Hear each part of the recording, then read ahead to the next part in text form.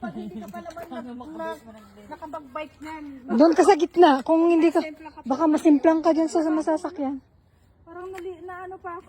Kanina bike yan sa iyo? Hindi Hindi, kay Aaron yan. Hindi mo marunong mag-bike. Siguraduhin mo yan. Siguraduhin mo. Ay, nako.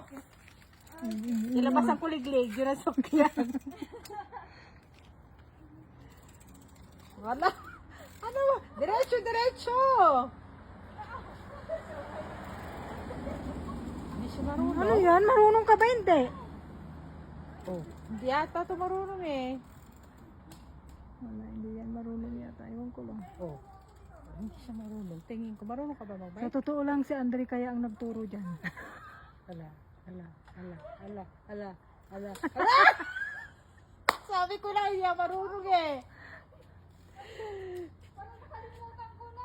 Ay, sus! Si Andre nagturo yan. Last year lang. Hoy, bukas, pag uwi nyo dito, madilim na.